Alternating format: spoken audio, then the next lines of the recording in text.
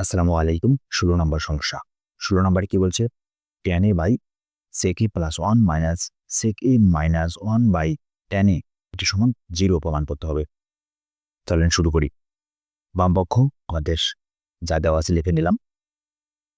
এখন আছেন সমাধান প্রসেসে। এইখানে নিচে sec a প্লাস 1 আছে আর এখানে আছে tan a।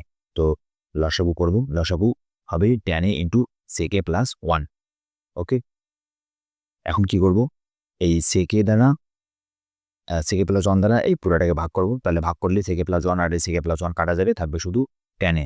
tan a ভাগফল tan a আর এখানে লব tan a দুইটা গুণ করলে tan a স্কয়ার a, এখানে মাইনাস tan a দ্বারা যদি এটাকে ভাগ করি লসাগুটাকে, তাহলে tan a কাটা যাবে, শুধু থাকবে sec a plus 1। sec a plus 1 আর এখানে sec a মাইনাস 1 দুইটা গুণ করলে sec a minus 1 into sec a plus 1 ফলাফল দাঁড়াবে। তারপরে কি করব? তারপরে tan a square a minus এখানে এটাতে sec square a minus 1 sec square a plus 1, তো এটা সমান লিখতে পারি sec square a minus 1 square. ঠিক আছে? এখন কি করব? এখন tan স্কয়ার a মাইনাস এই যে sec স্কয়ার a, শুধু sec স্কয়ার a সমান লেখা যায় 1 প্লাস tan স্কয়ার a। আশা করি এই সূত্রগুলো এখন আর বলতে হবে না। তো 1 প্লাস tan স্কয়ার a লেখা যায় মাইনাস এখানে 1 আছে, 1 এর উপর স্কয়ার দিলে 1 a স্কয়ার দিলাম। আর নিচে tan a into sec a plus 1 থাকলো।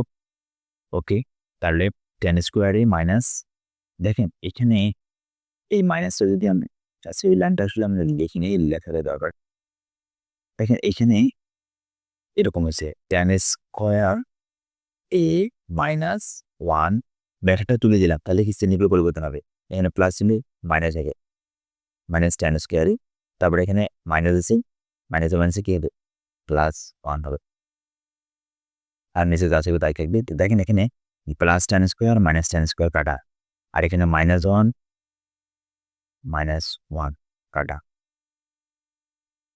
তো এখানে আমরা লিখছি tan square minus tan square. তো এইটা কেন লিখলাম? দেখেন এখানে আসলে আমরা পার্টটা এইভাবে করতে পারি, এইভাবে করতে পারি। তো এইটা লিখলাম এই যে 1 আর এখানে মাইনাস 1 দূরে কাটিয়ে দেন, তাহলে কি দেখতেছে? Plus tan square. তো এখানে মাইনাস আর এখানে plus, plus minus minus tan square. ঠিক আছে? মানে এই লাইনটা আমরা দুইভাবেই লিখতে পারি, এভাবে লিখতে পারি আবার এভাবেও লিখতে পারি। ঠিক আছে? তো যেভাবে ভালো লাগে সেভাবে লিখবেন।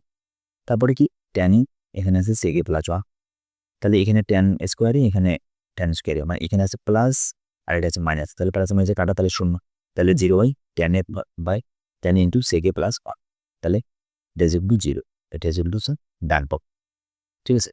তাহলে আমরা বলতে পারি যে অতএব বাম পক্ষ সমান ডান পক্ষ প্রমাণিত। ঠিক আছে? ওকে, এরপরে আসেন 17 নম্বর সমস্যায়। 17 নম্বরে কি বলছে? 17 নম্বরে বলছে যে এটা is equal to 1 by sin a into 1 minus sin a, এটা প্রমাণ করতে হবে। ঠিক আছে? ওকে, চলেন বাম পক্ষ আমাদের যা দেওয়া আছে আমরা লিখে নিলাম। এরপরে আমরা কি করব?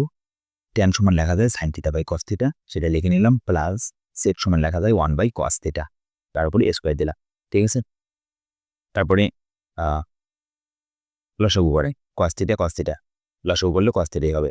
তারপরে cos থিটা দ্বারা cos থিটাকে ভাগ করলে ভাগফল 1 আর এই sin থিটা গুণ করলে কি sin থিটা হবে। তারপরে এখানে প্লাস cos থিটা দ্বারা cos থিটাকে ভাগ করলে ভাগফল 1 আর 1 গুণ করলে 1 হবে।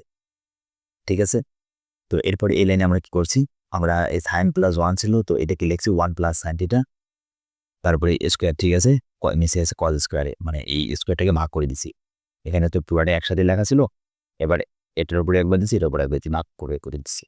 ঠিক আছে? তারপরে 1 প্লাস sin স্কয়ার সমান লেখা যায় দুইটা 1 প্লাস sin থিটা, তাহলে 1 plus sin theta into 1 plus sin theta, আর নিচে cos স্কয়ার সমান লেখা যায় 1 মাইনাস cos স্কয়ার থিটা, সূত্র অনুযায়ী। ঠিক আছে?